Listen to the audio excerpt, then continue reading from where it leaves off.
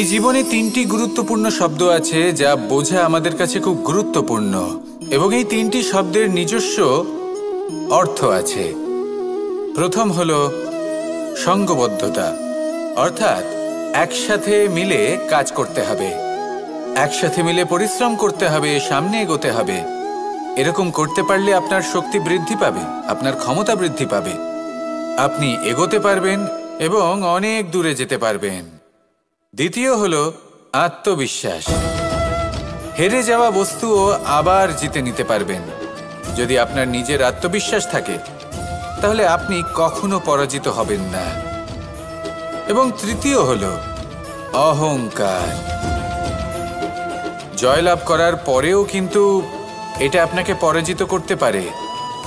সেই জন্য জীবনে সঙ্গবদ্ধ হন, আত্মবিশ্বাস রাখুন, কিন্তু কখনোই অহংকার করবেন না। এই অহংকার আপনার থেকে সব কিছু কেড়ে নিতে পারে। এই অহংকারের জন্যই মথুরাপতি কংস নিজের পতনের দিকে অগ্রসর হয়েছিলেন। এই অহংকারকে ত্যাগ করুন আর আমার সাথে ভালোবেসে বলুন, রাধা রাধা। এই সংসারে সব থেকে বেশি কঠিন কাজ কোনটা? কেউ বলবেন যুদ্ধ করা, কেউ বলবেন ধন অর্জন করা, আবার কেউ বলবেন জ্ঞান অর্জন করা সব থেকে বেশি কঠিন। এবার প্রত্যেক ব্যক্তির নিজস্ব অভিজ্ঞতা আছে আর সেই অনুসারে তার নিজস্ব একটা উত্তর আছে। সাধারণভাবে দেখতে গেলে এই সংসারে সব থেকে কঠিন হলো তপস্যা করা, অর্থাৎ সব কিছু ত্যাগ করে তপস্যায় নিজেকে বিলীন করে দেওয়া। এবার এর থেকে বেশি কঠিন এই সংসারে আর কি বা হতে পারে? এই সংসারে, এই সমাজে, নিজের পরিবারের মধ্যে থেকেও ধৈর্য ধরে সামনে অগ্রসর হওয়া, এটা হলো সব থেকে কঠিন কাজ। কারণ যখন আপনি তপস্যা করেন তখন সেখানে আপনার ধৈর্য ভাঙার মতো কেউ থাকেন না, না কোনো বন্ধু, না কোনো আত্মীয়, না কোনো শত্রু, কেউ না। কিন্তু যখন আপনি এই সমাজে, এই পরিবারে থাকেন, কোনো না কোনো ব্যক্তি এসে আপনার ধৈর্যের বাঁধ ভেঙে দেওয়ার ক্ষমতা রাখেন। তারা আপনার ধৈর্যের বাঁধ ভেঙে দেয়, আর কখনো কখনো তারা অনিচ্ছাকৃতভাবেই সেটা করে থাকেন। কারণ তাদের মানসিকতা আপনার থেকে আলাদা, তাদের কর্ম আপনার থেকে আলাদা, তাদের দৃষ্টিভঙ্গি আপনার থেকে আলাদা, জীবন যাপন আপনার থেকে আলাদা। সেক্ষেত্রে আপনি ধৈর্যচ্যুত হন, প্রসন্নতা আপনার থেকে ছিনিয়ে নেওয়া হয়। সেই জন্য এই সংসারে, এই পরিবারের থেকেও ধৈর্য ধরে সামনে অগ্রসর হওয়া কোনো পর্বতের শিখরে গিয়ে তপস্যা করার থেকেও অনেক বেশি কঠিন। আর যে ব্যক্তি এই সমাজেই, এই পরিবারে, সেই সকল মানুষের মধ্যে থেকে গিয়েও ধৈর্য ধরে অগ্রসর হতে থাকেন, যারা এই কাজটা শিখে নিতে পারেন, তারাই কিন্তু জীবনে আনন্দ লাভ করতে পারেন। এই ধৈর্যই শেষে আপনার জীবনে প্রসন্নতা বহন করে আনবে। তাই ধৈর্য ধরে জীবনের পথে অগ্রসর হন আর আমার সাথে ভালোবেসে বলুন, রাধা রাধা। আমরা যখনই কোনো গাছের চারা রোপণ করি তখন সবার আগে পরীক্ষা করে দেখি যে যেখানে আমরা চারা রোপণ করতে চলেছি সেখানকার মাটি আদৌ উর্বর কি না, সেই মাটি সেই চারাকে বাড়তে সাহায্য করবে কিনা। যখন একটা চারা রোপণের আগে আমরা এত কিছু ভাবতে পারি, তাহলে কাউকে বিশ্বাস করার আগে আমরা কেন ভাবি না? জীবনে কখনো এই বিশ্বাসরূপী চারা কোথাও রোপণ করার আগে বোঝার চেষ্টা করুন যে যার ওপর আপনি বিশ্বাস করতে চলেছেন সে কি আদৌ আপনার বিশ্বাসের যোগ্য কি না। ভেবে দেখুন সেই ব্যক্তি ভবিষ্যতে গিয়ে আপনার বিশ্বাস ভাঙতে পারে কি না। এটাও ভেবে দেখুন যে যাকে আপনি বিশ্বাস করতে চলেছেন তাকে আপনি বিশ্বাস করলে নিজের জীবনের উদ্দেশ্যে আপনি অগ্রসর হতে পারবেন কি না। আর তার জন্য প্রয়োজন সঠিক সিদ্ধান্ত, পরখ করা, কোনটা উচিত কোনটা অনুচিত সেটা বোঝা। আর তাতে কিন্তু আপনি সন্দেহবাতিক হবেন না, তাতে আপনি আরো নিপুণ হয়ে উঠবেন। তাই যদি আপনি নিপুণ হয়ে উঠতে চান তাহলে বোঝার চেষ্টা করুন, পরখ করে দেখুন, কোনটা উচিত কোনটা অনুচিত বুঝুন। আর বিশ্বাস তখনই করুন যখন আপনি 100% নিশ্চিত হবেন যে সে বিশ্বাসের যোগ্য। আসুন আমার সাথে ভালোবেসে বলুন, রাধা রাধা। রাধা কখনো কখনো আমার জন্য বড়ই সুগন্ধি আতর নিয়ে আসে, পারিজাত ফুলের মালা নিয়ে আসে আমার প্রসাধন করবে বলে, এবং আমার সব থেকে বেশি প্রিয় মাখন নিজে হাতে বানিয়ে আনে আমাকে নিজে হাতে খাইয়ে দেবে বলে, সবকিছু আমাকে প্রসন্ন করবে বলে। কিন্তু আপনি কখনো ভেবেছেন যে এই আতর কিভাবে বানানো হয়? সহস্র ফুলের পাপড়ি একসাথে পিষে নিতে হয়, তারপরে তার থেকে যে রস নিঃসৃত হয় সেই রস দ্বারাই আতর তৈরি হয়। অনেক সংখ্যক ফুলকে অসীম যন্ত্রণা ভোগ করতে হয়, তবে তারা আমার প্রসাধন সামগ্রী হয়ে উঠতে পারে। দুধ থেকে মাখন তৈরি করার জন্য কতটা পরিমাণ মন্থন সহ্য করতে হয় সেটা আপনি জানেন। ঠিক সেই রকমই হলো আমাদের জীবনও। বিপদও আসে, কঠিন পরিস্থিতিও আসে, এর সম্মুখীন হতে শিখুন। মনে রাখবেন, আপনি হলেন সেই দুধ যাকে মন্থন সহ্য করতে হবে মাখন হয়ে ওঠার জন্য। মনে রাখবেন, আপনি হলেন সেই ফুলের মতন যাদের পিষ্ট হতে হবে সুগন্ধি আতর হয়ে ওঠার জন্য, যাকে এই সংসার পছন্দ করে। কখনো কখনো জীবনে আপনার সাথে খারাপ শুধুমাত্র এই কারণে ঘটে যাতে আপনার শ্রেষ্ঠ রূপ এই সংসারের সামনে আসতে পারে। শুধুমাত্র কঠিন পরিস্থিতি এবং বিপদকে একটা সুযোগ হিসেবে দেখার চেষ্টা করুন। আপনার জন্য এই সংসার বদলে যাবে, সংসারকে দেখার দৃষ্টিভঙ্গি পাল্টে যাবে, আপনার ভাগ্য পাল্টে যাবে, আর এই মন প্রসন্ন হয়ে বলবে, রাধা রাধা। পাশা নামক এই খেলাটি আপনারা নিশ্চয়ই খেলেছেন, না খেলে থাকলে দেখেছেন, আর যদি দেখেও না থাকেন তাহলে নিশ্চিত রূপে শুনেছেন। মহাভারতের এই মহাযুদ্ধ কোথাও না কোথাও এই পাশা নামক খেলার কারণে হয়েছিল।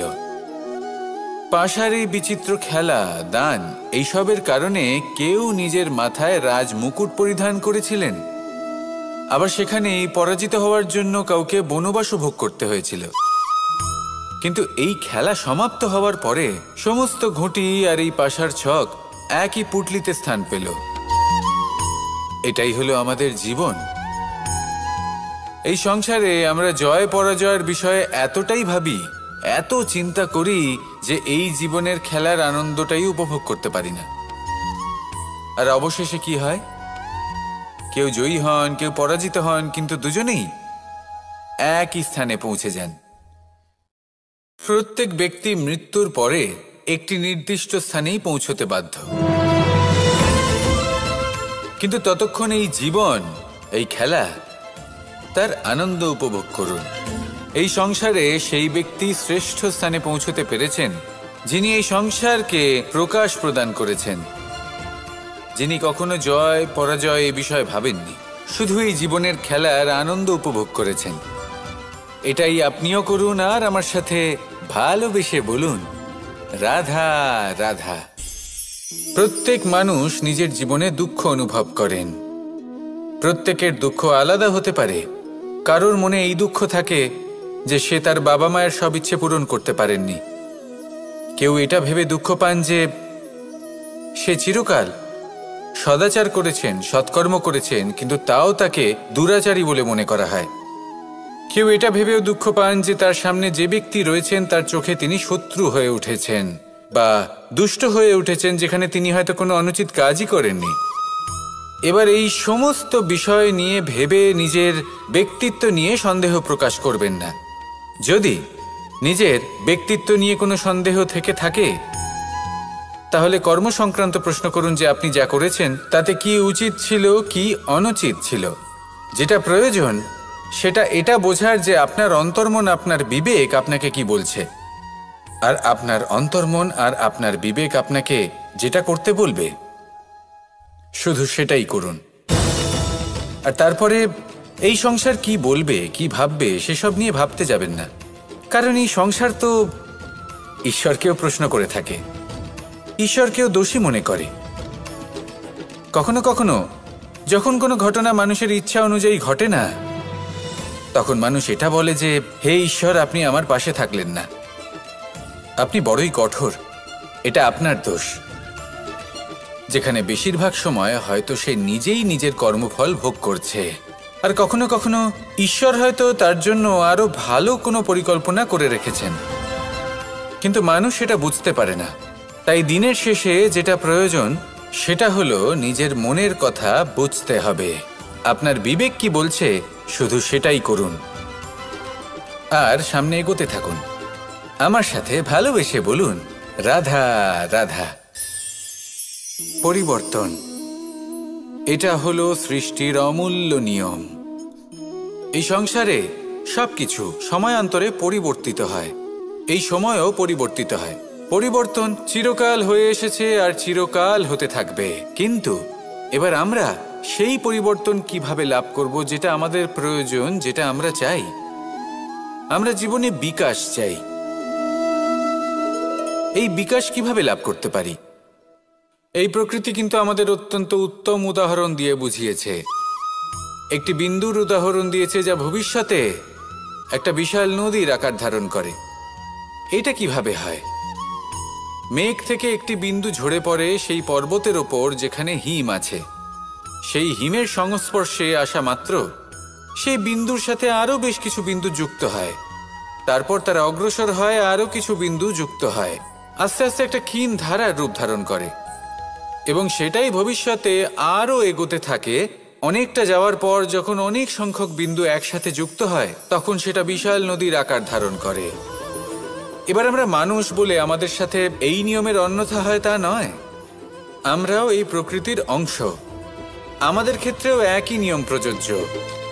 যখন পরিশ্রম করে অনেক সংখ্যক বিন্দু আমরা একত্রিত করব তখনই পরিবর্তনের নদী প্রবাহিত হবে। প্রয়োজন হলো নিরন্তর পরিশ্রম করা এবং ধৈর্য ধরা। এটা করতে থাকুন, জীবনে সব কিছু লাভ করতে পারবেন, কারণ প্রকৃতি আমাদের এটাই শিখিয়েছে। আর আমরা এই ব্রহ্মরই একটি অংশ, যার দ্বারা এই ব্রহ্মাণ্ড নির্মিত। আসুন আমার সাথে ভালোবেসে বলুন, রাধা রাধা। কখনো এই প্রকৃতির দিকে তাকিয়ে থাকবেন। এই প্রকৃতি অনেক ধরনের শিক্ষা দেয়। কোনো একটা গাছকে দেখুন কিভাবে সে মাটি থেকে জল শুষে নেয়। সে ঝড় হোক বা হোক কড়া রোদ সব সহ্য করে এবং অবশেষে সে ফল ধারণ করে। আর সেই ফল উৎপন্ন করার পরে সে ফল কিন্তু সে নিজে গ্রহণ করে না, এই সংসারকে প্রদান করে, যাতে পশু পাখি মানুষ তারা এই ফল গ্রহণ করে শক্তিশালী হয়ে উঠতে পারে, সুস্থ থাকতে পারে। সেভাবেই নদী, সরোবর এরা নিজেরাও কিন্তু নিজেদের জল গ্রহণ করে না, মাটিকে প্রদান করে, পশু পাখিকে প্রদান করে। সূর্য নিজেও নিজের জন্য প্রজ্বলিত হয় না, সে প্রকাশ ছড়িয়ে দিতে চায় আমাদের সবার কাছে, সে আলো পৌঁছে দিতে চায়। এই প্রত্যেকের কর্মে পরমার্থ নিহিত আছে, আর সেই জন্যই এদের সকলকে পুজো করা হয়। তাই মনে রাখবেন,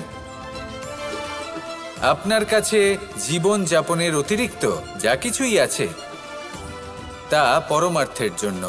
তাহলে তার সদ্ব্যবহার করুন আর আমার সাথে ভালোবেসে বলুন, রাধা রাধা। আমরা প্রত্যেকেই অবশ্যই এমন সময় দেখেছি যখন অনেকগুলো সমস্যা একসাথে আমাদের জীবনে এসে পড়ে। সমস্যা আমাদের প্রত্যেকের জীবনেই থাকে। আমরা তার সমাধান খুঁজতে চেষ্টা করি, কখনো সমাধান খুঁজে পাই, আবার কখনো যতই চেষ্টা করি না কেন কোনো সমাধান খুঁজেই পাই না। আর যখন এটা হয় তখন মানুষ অত্যন্ত বিচলিত হয়ে পড়েন। নিজের আত্মীয় স্বজন, নিজের বন্ধু বা সংসার এদের ওপরে এই দোষ চাপিয়ে দেন যে এদের জন্যই এই সমস্যা এসেছে। এবার যদি আমি আপনাকে কোনো পরামর্শ দিই তাহলে এটাই বলবো যে দৃষ্টিভঙ্গি পাল্টে দেখুন। এই দৃষ্টিভঙ্গি দিয়ে দেখুন যে এই সংসারে যে সমস্যাই আসুক না কেন তার জন্য কেউ দোষী নয়, না আপনি না অন্য কেউ। এই পুরো খেলাটাই আপনার মানসিকতা, আপনার দৃষ্টিভঙ্গির, আপনার মনের। কিভাবে বোঝাচ্ছি? যখন আমাদের মন শক্ত থাকে তখন কঠিন থেকে কঠিনতর পরিস্থিতিও আমাদের জীবনে খুব বেশি হলে প্রতিস্পর্ধা হয়ে থেকে যায়। সেখানে যদি আমাদের মন দুর্বল থাকে, তখন অল্প কঠিন পরিস্থিতিও আমাদের কাছে খুব বড় সমস্যা হয়ে যায়, তাই না? একটা শক্ত মন কঠিন পরিস্থিতিকে প্রতিস্পর্ধা হিসেবে দেখে আর তার মধ্যে ওটা সুযোগ খুঁজে নেয়। আমাদের শুধু এটাই করতে হবে। এই সংসারে অন্য কাউকে দোষী মনে করলে আপনার সমস্যা দূর হয়ে যাবে না।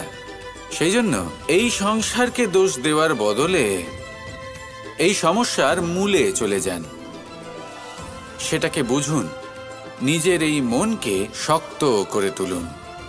যদি আপনার মন শক্তিশালী হয়, তাহলে এই সংসারে অনেক বড় বড় কঠিন থেকে কঠিনতর পরিস্থিতিও যদি আসে, আপনার জীবনে যতই বড় বড় সমস্যা আসুক না কেন, আপনার লক্ষ্য লাভে বাধা দিতে পারবে না। আসুন আমার সাথে ভালোবেসে বলুন, রাধা রাধা। আমরা সবাই পাথর দেখেছি, পর্বতও দেখেছি, শুকনো পাতাও দেখেছি, শ্যামল বনানীও দেখেছি। কখনো ভেবেছেন পাথরের অস্তিত্ব কিন্তু ততক্ষণ পর্যন্ত যতক্ষণ সে পর্বতের গায়ে আটকে থাকে।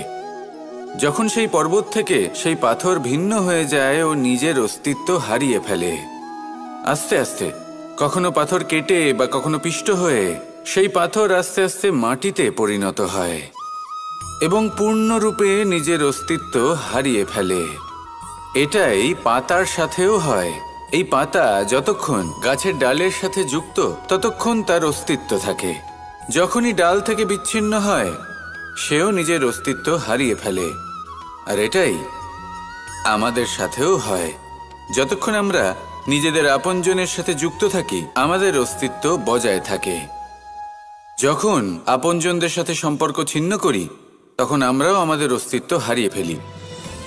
এবার এই সংসারের প্রত্যেক ব্যক্তি স্বতন্ত্র থাকতে চান, আর অনেক ব্যক্তি স্বতন্ত্র থাকবেন বলে আপনজনদের দূরে করে দেন আর তাদের সাথে এই সম্পর্ক ছিন্ন করেন। এটা কি সত্যি প্রয়োজন?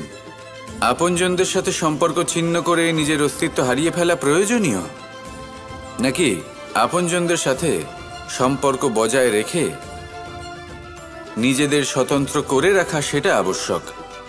নির্বাচন আপনারই। আসুন আমার সাথে ভালোবেসে বলুন, রাধা রাধা। আপনি কি কখনো নৌকা যাত্রা করেছেন?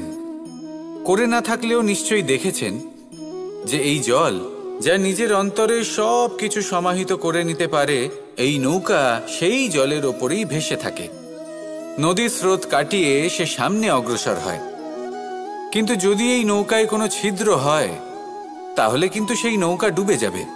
আর এতে কোনো তফাৎ হবে না যে সেই ছিদ্র ছোট নাকি বড়, নৌকা ডুবে যাবে। এই ছিদ্র হলো আমাদের জীবনে আমাদের অপগুণ, আমাদের দোষ, আমাদের বিকার। কখনো এটা ভাববেন না যে এই দোষ খুবই ছোট, এতে কিছুই যাবে আসবে না। না, সেই ছোট দোষ, সেই ছোট বিকার যদি সেটাকে শুধরে না নেন, তাহলে সেটা আপনাকে আপনার পতনের দিকে নিয়ে যাবে।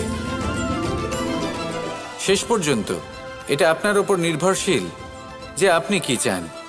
আপনার জীবনের এই নৌকা এভাবেই ডুবে যেতে দেখবেন, নাকি নিজেকে শুধরে নিয়ে সেই নৌকার সেই ছিদ্রটাকে ভরিয়ে তুলতে চাইবেন? নির্বাচন আপনার। আসুন আমার সাথে ভালোবেসে বলুন, রাধা রাধা। জল, জলই পৃথিবীতে বেঁচে থাকার জন্য আবশ্যক তো বটেই, কিন্তু এই জল আমাদের একটা অত্যন্ত গুরুত্বপূর্ণ শিক্ষা প্রদান করে। কখনো এই জলকে দেখেছেন? যে পরিস্থিতিতেই এই জল প্রবাহিত হোক না কেন, এর উপর যা কিছুই প্রভাব থাকুক না কেন, এর পথে যতই বাধা আসুক না কেন, তার মধ্যে থেকে ও নিজের পথ ঠিক বের করে নেয়, কিন্তু নিজের প্রবাহ থামতে দেয় না, ক্রমাগত অগ্রসর হতে থাকে। সেরকমই একটা শিক্ষা যেটা আমরা জল থেকে পেয়ে থাকি, তা হলো এটা: আমরা যখন জলের দিকে তাকাই তখন আমরা নিজের প্রতিবিম্ব দেখি, স্পষ্টভাবে দেখতে পাই। কিন্তু তখনই দেখতে পাই যখন এই জল শান্ত থাকে, স্থির থাকে। যদি এই জল অশান্ত হয়ে থাকে, স্থির না হয়, তাহলে আমরা এতে নিজের প্রতিবিম্ব দেখতে পাই না। এটাই আমাদের মনের সাথেও হয়ে থাকে। যখনই জীবনে কোনো সংকট আসে, যদি আমরা শান্ত মনে, স্থির মনে সিদ্ধান্ত নিই, তাহলে সেটা এমন একটা শীতল সিদ্ধান্ত হবে যেটা আমাদের ভবিষ্যৎকে একটা শ্রেষ্ঠ স্থানে নিয়ে যাবে। যদি এই মন অশান্ত হয়, বিচলিত হয়, পীড়িত হয়, দুঃখিত হয়ে থাকে, রুষ্ট হয়ে থাকে, তাহলে অনেক সময় আমরা এমন সিদ্ধান্ত নিই যেটা আমাদের জন্য অনুচিত প্রমাণিত হয়।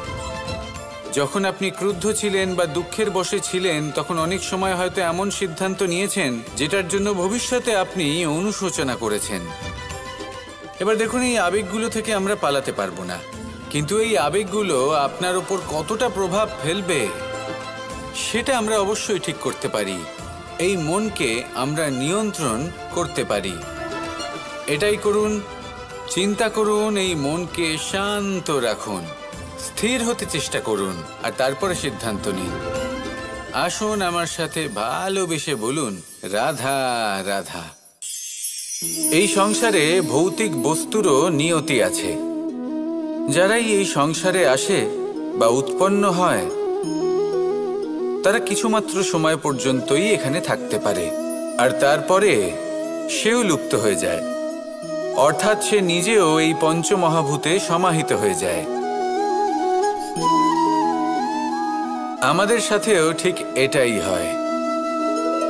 সেই জন্যই ঈশ্বর দ্বারা প্রদত্ত এই উপহারের বিষয়ে ভাবুন, এই জীবনের বিষয়ে ভাবুন। ঠিক যেমন বিশ্বাস ভঙ্গ হলে কোনো ব্যক্তি আমাদের কাছে অপরিচিত হয়ে যান, ঠিক সেরকমই শেষ নিঃশ্বাস ত্যাগের পর এই শরীরও আমাদের কাছে পরই হয়ে যায়। তাই এই শরীর থাকাকালীন শ্রেষ্ঠভাবে একে সদ্ব্যবহার করুন, এই জীবনে শ্রেষ্ঠ কর্ম করুন, আর এই জীবনকে শ্রেষ্ঠভাবে যাপন করার জন্য কিছু কথা বোঝা প্রয়োজনীয়। যদি আপনি কারোর প্রশংসা করেন, তাহলে পূর্ণ হৃদয় দিয়ে করুন। যদি আপনি হস্তক্ষেপ করে থাকেন, তাহলে মস্তিষ্ক দ্বারা করুন। যদি আপনি সমীক্ষা করেন, তাহলে বিবেক দ্বারা করুন। যদি আপনি ধন অর্জন করতে চান, তাহলে নীতি অনুসারে চলুন। যদি জীবনযাপন করতে চান, তাহলে রীতি মেনে করুন। আর যদি ঈশ্বরের ভজন করতে চান, তাহলে ভক্তিভাব নিয়ে করুন। শুধু এই কথা মনে রাখবেন যে আপনার এই জীবন কিন্তু অনিশ্চিত কাল পর্যন্তই আছে। কতক্ষণ আছে সেটা কেউ জানে না। তাই কিছু মুহূর্ত যেটা যাপন করতে আমরা এখানে এসেছি, সেখানে ক্রোধ, অহংকার, ঈর্ষা, এইসব আবেগের কি গুরুত্ব বলুন তো? এগুলো ত্যাগ করুন। মানুষকে ক্ষমা করতে শিখুন, আস্তে আস্তে বিশ্বাস করতে শিখুন। এই সংসারে নিঃস্বার্থভাবে প্রেম করতে শিখুন, আর সবার মধ্যে আনন্দ বিতরণ করুন। তাই এই সব গুণ যদি আপনি আত্মসাৎ করতে পারেন, তাহলে আপনার জীবনে শুধু আনন্দ এবং আনন্দই বিরাজমান হবে। আসুন আমার সাথে ভালোবেসে বলুন, রাধা রাধা। এবার কখনো কখনো জীবনে আমাদের মনে হয় যে চতুর্দিকে শুধুমাত্র অন্ধকারই হয়ে আছে। প্রত্যেকেরই তা কখনো মনে হয়। আর তখনই আমাদের নিরাশ হলে চলবে না, আমাদের দুঃখী হলে চলবে না। সেই সময় আমাদের খুঁজতে হবে নিজেদের আশেপাশে, চতুর্দিকে, আর কোথাও না কোথাও আমরা প্রকাশ অবশ্যই দেখতে পাবো, আশার একটা কিরণ অবশ্যই দেখতে পাবো। কেউ এমন একটা কর্ম করেন যেটা দেখে আমরা প্রেরিত হয়ে যাই, আর এমন কোনো কর্ম যদি আপনারা করেন, তাহলে সেই কর্ম আপনার মনকে প্রসন্ন ভাব, আনন্দ এবং ভালোবাসা দ্বারা ভরিয়ে তুলবে। আপনার অন্তরের সেই অন্ধকারের অন্ত করবে, দুঃখেরও অন্ত করবে। আর এই মন প্রসন্ন ভাব নিয়ে বলবে, রাধা রাধা। যদি কোনো সিংহ বানরের মতো গাছে চড়তে চেষ্টা করে, তাহলে কি হবে? একটা মাছ যদি মাটিতে হাঁটতে চেষ্টা করে, তাহলে কি হবে? তারা বিফলই হবে। কিন্তু এরকম কেন হয়? তার কারণ হলো প্রকৃতির রচনা কিছুটা এরকম। এখানে প্রত্যেকটি ব্যক্তিকে, প্রত্যেকটি প্রাণীকে আলাদা আলাদা গুণের অধিকারী করা হয়েছে, এবং সকলকে একটা সীমাও প্রদান করা হয়েছে। এবার এই যে বৃক্ষ, পশু, পাখি, এদের মধ্যে সেই ক্ষমতাই নেই যে এরা নিজেদের যাচাই করতে পারবে, নিজেদের সীমাগুলো বুঝতে পারবে। নিজেদের সদ্গুণগুলো চিনতে পারবে, এরা সেটা করতে পারবে না। কিন্তু মানুষ তো আলাদা। মানুষের কাছে সেই বিশেষ শক্তি আছে যে তারা পূর্ণরূপে নিজেদের যাচাই করতে পারবে, নিজেকে পূর্ণরূপে বুঝতে পারবে, নিজের দোষ, নিজের অপগুণ, নিজের সদ্গুণ, নিজেদের সীমাগুলো তারা বুঝতে পারবে। আর এটা অত্যন্ত গুরুত্বপূর্ণ। কথায় আছে যে যদি সাফল্য লাভ করতে হয় তাহলে নিজেকে যাচাই করে নিতে হবে। তাই নিজেকে যাচাই করুন, নিজের সাথে পরিচিত হয়ে যান এবং জীবনে কর্ম করতে থাকুন। সাফল্যের শিখরে অবশ্যই পৌঁছে যাবেন। আর ওখানে যদি যান তাহলে এই মন প্রসন্ন হয়ে অবশ্যই বলবে, রাধা রাধা। বনের মধ্যে যদি আপনি কোনো বিষাক্ত সাপ দেখেন তাহলে কি করবেন? আপনি তখনই তার থেকে দূরে পালাতে চেষ্টা করবেন। আর এটা কেন করবেন? নিজের রক্ষার্থে। এই কথা আমি নয় মেনে নিলাম, কিন্তু নিজের জীবনে এটা করেন না কেন? আপনি যেখানেই যান, যে স্থানেই যান না কেন, প্রত্যেক সময়, প্রত্যেক মুহূর্তে এমন বিষাক্ত সাপ আপনি অবশ্যই খুঁজে পাবেন। আর সেই সাপ নয় যাদের আপনি বনে খুঁজে পাবেন, এরা হলো সেই সাপ যা আপনাকে পাপ করতে বাধ্য করবে। আপনার অন্তরের বাসনা, ক্রোধ, অহংকার, লোভ, ঈর্ষা এদের বৃদ্ধি ঘটাবে।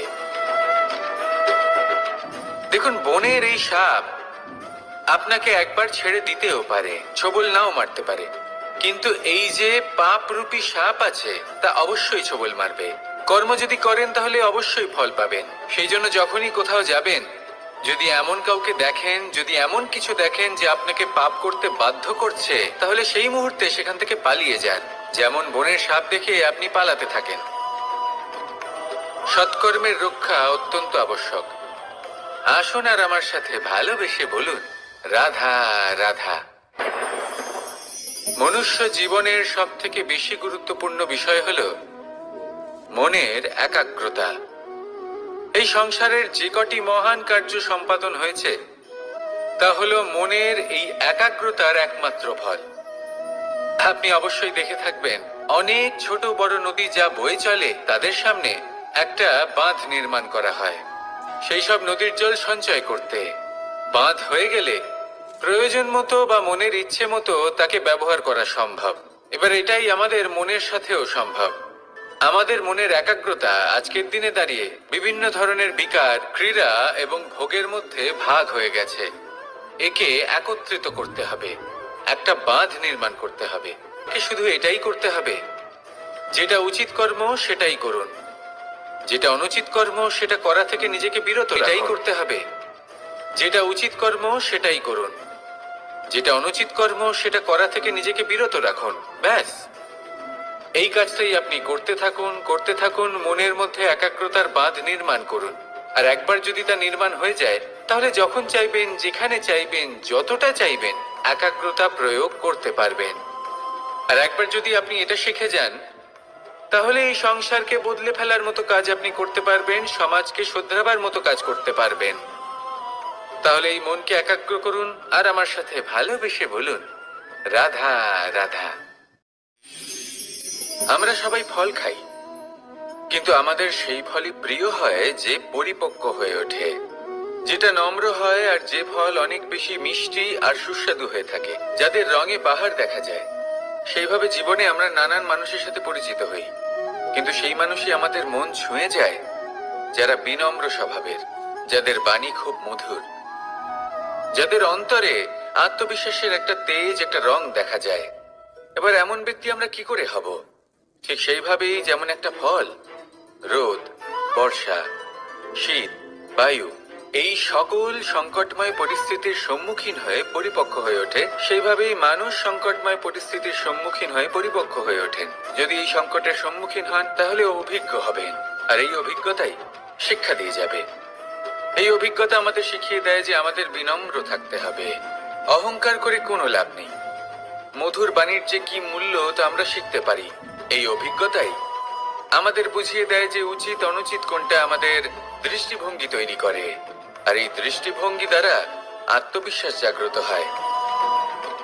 সেই জন্য জীবনে কখনো বিপদ থেকে দূরে পালাবেন না, সেগুলোর সম্মুখীন হন, অভিজ্ঞতা লাভ করুন, তার থেকে শিক্ষা লাভ করুন, এইভাবেই পরিপক্ক হবেন। আসুন আমার সাথে ভালোবেসে বলুন, রাধা রাধা। ধন সঞ্চয় করা সম্ভব, আর সেই জন্য ধন সব থেকে বেশি মূল্যবান সম্পত্তি নয়। এবার আপনি বলবেন, এ আমি কি বলছি? এই ধন খুব মূল্যবান, আমরা সকলে অর্জন করতে ব্যস্ত। সেটা এই কারণে, কারণ আপনারা জানেন না এই সংসারের সব থেকে বেশি মূল্যবান সম্পত্তি কি। এ হলো সেই সম্পত্তি যা কখনো সঞ্চয় করা সম্ভব নয়। আপনার কাছে যতই ধন থাকুক তা দিয়ে আপনি স্বাস্থ্য লাভ করতে পারেন, বাড়ি কিনতে পারেন, আদি ইত্যাদি, কিন্তু আপনি যতই ধনী হন না কেন, ফেলে আসা দিনের একটা মুহূর্ত আপনি লাভ করতে পারবেন না। এই একটা মুহূর্ত, এই সময়, এটাই হলো সংসারের সব থেকে মূল্যবান সম্পত্তি। একবার চলে গেলে তা কখনোই ফিরে আসে না। আর এই মুহূর্ত যতই চলে যাক না কেন, আমরা স্মৃতির মাধ্যমে সেগুলি যাপন করতে পারি, তার আনন্দ উপভোগ করতে পারি। আর যার সাথে আমরা সময় অতিবাহিত করেছি তার স্মৃতিতে আমরা চিরকাল জীবিত থাকতে পারি। সেই জন্য সময় সব থেকে মূল্যবান সম্পত্তি, তাকে এইভাবে নষ্ট করবেন না। প্রত্যেকটা মুহূর্ত উপভোগ করুন, আনন্দ করুন, আর ভালোবেসে বলুন, রাধা রাধা। কনক, কি সুন্দর একটা শব্দ। এর অনেকগুলো রূপ রয়েছে, অনেকগুলো অর্থও রয়েছে। প্রথম অর্থ হলো স্বর্ণ, অর্থাৎ সম্পত্তি।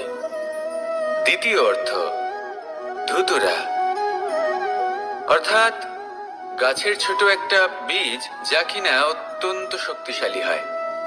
যদি বেশি মাত্রায় এর প্রয়োগ করা হয় তাহলে এটা বিষময় হয়ে উঠতে পারে।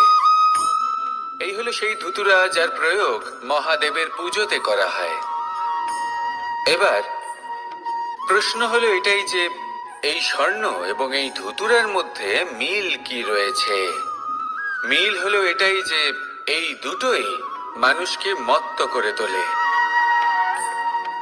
ধুতুরা মানুষকে তখন মত্ত করে যখন তাকে সেবন করা হয়, কিন্তু স্বর্ণ, ধন, সম্পত্তি, মানুষ এটা যতটাই অর্জন করে নেয় সেটাই যথেষ্ট। এই স্বর্ণ মানুষের ভাবনা চিন্তা করার ক্ষমতাকে বশ করে ফেলে। মানুষ সম্পত্তির লোভে মত্ত হয়ে ওঠে, কারণ যে যত চমৎকারী, যতটা অমূল্য হয়, তাকে সামলানো কিন্তু ততটাই কঠিন, তাই না? তাই মনে রাখবেন, ধন, স্বর্ণ, সম্পত্তি এগুলো ধুতুরার থেকেও অনেক বেশি বিষাক্ত হতে পারে।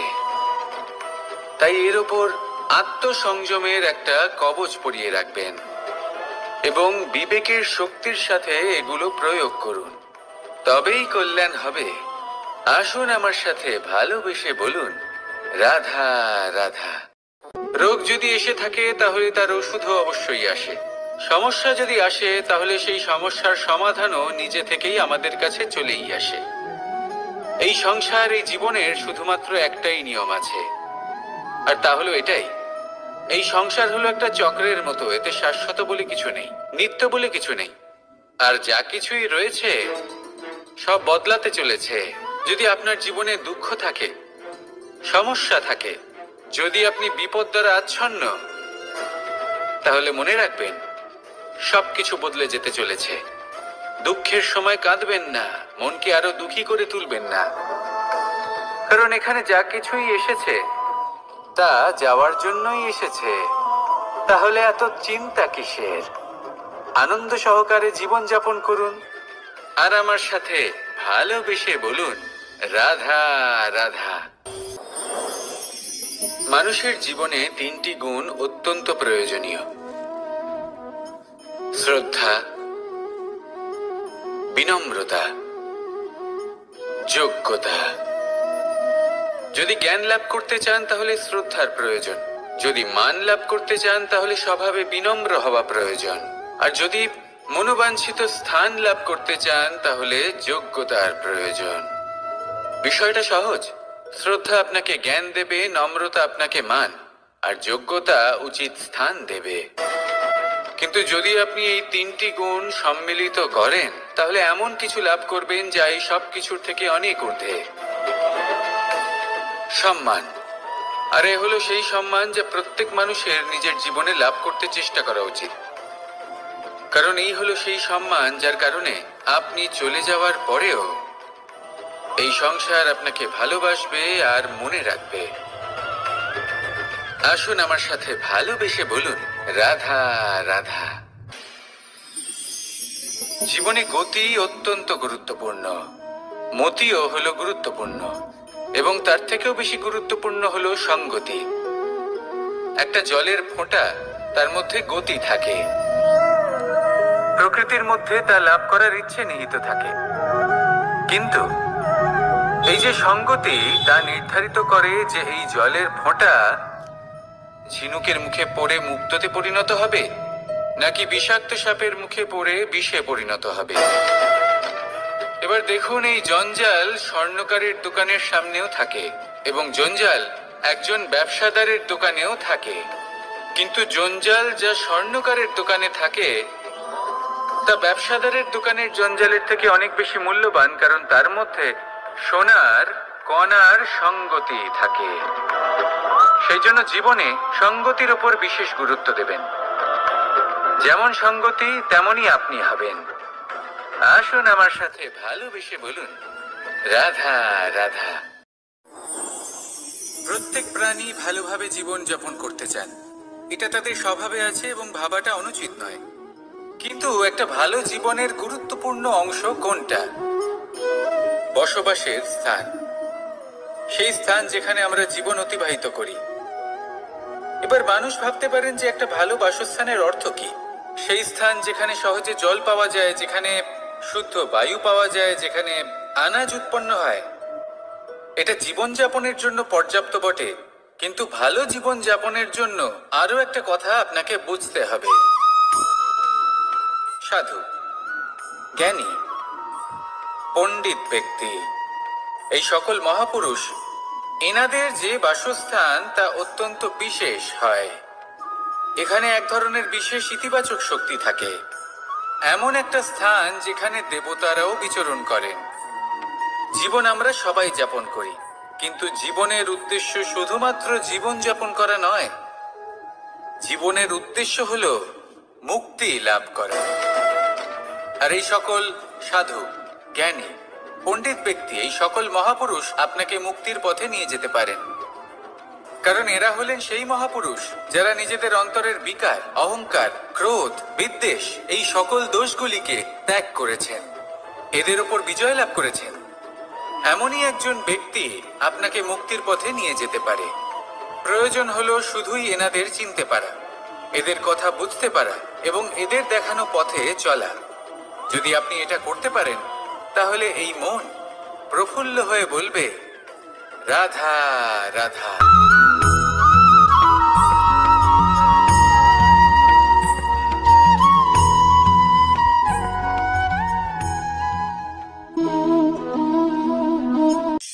এই শুকনো পাতাটিকে দেখুন, নিষ্প্রাণ হয়ে পড়েছে। একটা গাছের ডালে ছিল, সেই গাছ ওর লালন পালন করত। যখন যখন বাতাস বইত, এই পাতায় কম্পন দেখা দিত, মনকে প্রফুল্ল করে তুলত। কোনো একদিন এই পাতা গাছের ডাল থেকে ঝরে পড়ে গেল। নিঃসন্দেহে ও নিজের স্বাধীনতা পেল, কিন্তু আস্তে আস্তে শুকিয়ে গেল, নিষ্প্রাণ হয়ে গেল। দেখুন, আমি এই কথা বলছি না যে স্বাধীনতা অনুচিত, কখনোই না। কিন্তু যে কোনো পরিস্থিতিতে স্বাধীন হতে চাওয়া এটা নিশ্চিত রূপে অনুচিত। আমরা যদি আমাদের জীবনে পরিবারের গুরুত্ব ভেবে দেখি, তাহলে এই পরিবারে যতই মতভেদ থাকুক না কেন, যতই মনোমালিন্য থাকুক না কেন, যতই বিবাদ থাকুক না কেন, এই সব মিটিয়ে নেওয়া অত্যন্ত প্রয়োজনীয়। সেই সবকিছু সমাপ্ত করা অত্যন্ত প্রয়োজনীয়। কখনো এই পরিবারকে ভাঙতে দেবেন না, কখনো এই পরিবার থেকে দূরে চলে যাবেন না। এই পরিবার হলো আমাদের জীবনের একটা অমূল্য সম্পদ, অমূল্য এক আশ্রয়, যা এই সংসারে হয়তো কোথাও আপনি পাবেন না। তাই একে আগলে রাখুন। পরিবার সেই গাছ আসুন আমার সাথে ভালোবেসে বলুন, আর সেই গাছ, আসুন আমার সাথে ভালোবেসে বলুন, রাধা রাধা।